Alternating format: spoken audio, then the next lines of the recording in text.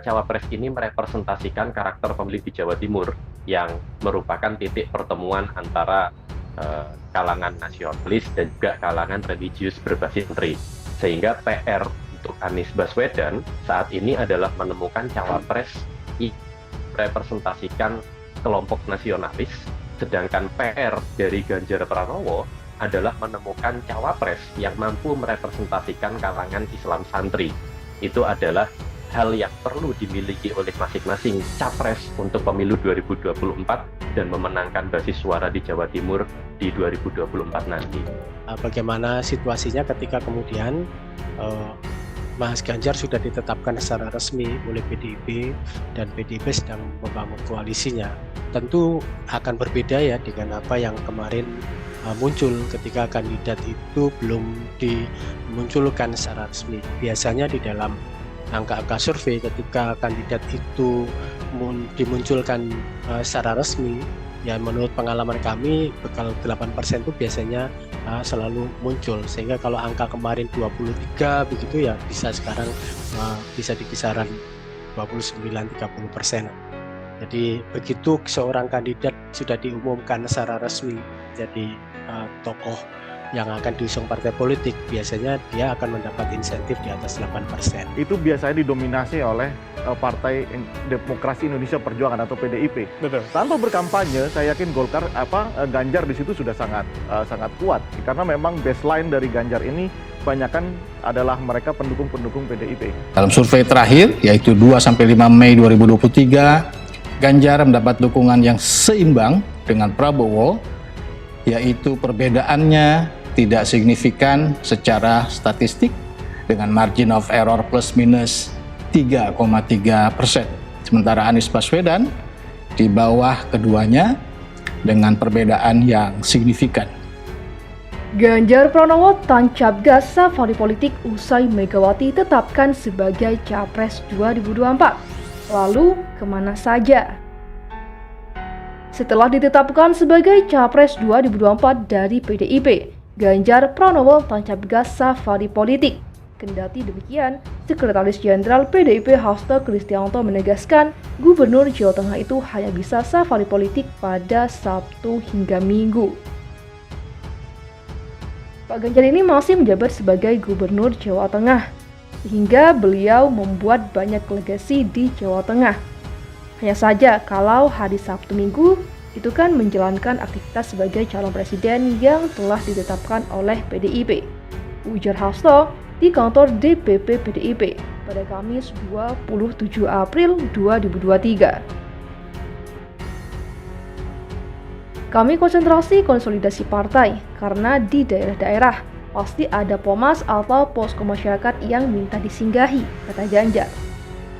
Berikut sejumlah daerah yang telah dikunjungi Ganjar dalam rangka safari politik. Yang pertama adalah Makassar. Ganjar memilih kota Makassar, Provinsi Sulawesi Selatan, sebagai kota pertama untuk dikunjungi setelah ditetapkan sebagai capres oleh PDIP. Menurutnya, semula agenda pertama safari politik untuk konsolidasi pemenangan Pilpres akan dilaksanakan di Sulawesi Selatan, namun sempat ditunda.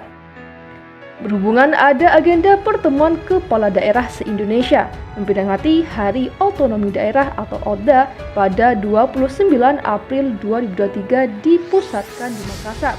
Ganjar pun mampir ke kota DPW PDI Perjuangan Sulawesi Selatan untuk melakukan rapat konsolidasi. Yang kedua adalah kota Banten.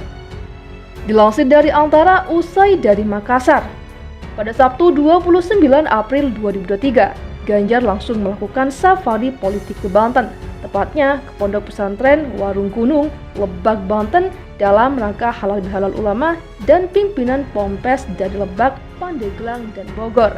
Ganjar disambut dengan lantunan sholawat oleh ribuan hadirin. Sesekali teriakan Ganjar Presiden menyeruak di tengah kerumunan. Dalam acara itu, ulama dan pimpinan pondok pesantren kompak mendoakan Ganjar. Mereka berdoa agar Ganjar menjadi presiden tahun 2024. Dalam doa itu dipimpin oleh tokoh ulama Lebak, Kiai Haji Pupu Mahpudin. Ditemui usai acara, Ganjar mengucapkan terima kasih atas sambutan ulama dan pimpinan pondok pesantren dari Lebak, Pandeglang, dan Bogor yang luar biasa padatnya. Ganjar berharap silaturahmi akan terus terjalin pada kesempatan lainnya. Yang ketiga adalah Surabaya. Pada Sabtu lalu 6 Mei 2023, Ganjar melakukan safari politik ke Surabaya, Jawa Timur. Dia menerima deklarasi dukungan dari para relawan, yakni Ksatria Erlangga, pengusaha Benteng Milenial, dan santri milenial Surabaya saat napak tilas di rumah kelahiran Bung Karno di Jalan Pandean, Kota Surabaya. Yang keempat adalah Pasuruan.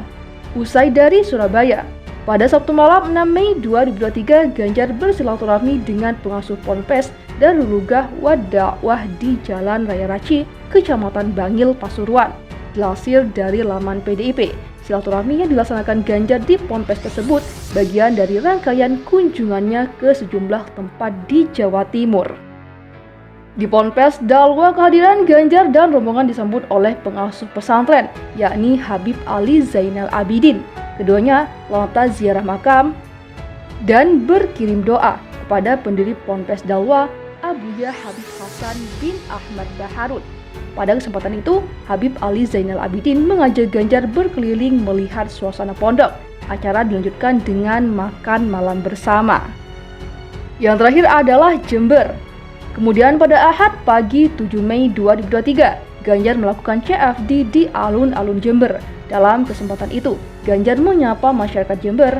Siangnya dia menggelar konsolidasi untuk persiapan pemilu presiden 2024, bertemu ribuan kader PDIP dan relawan pendukungnya di GOR PKPSO Kaliwates.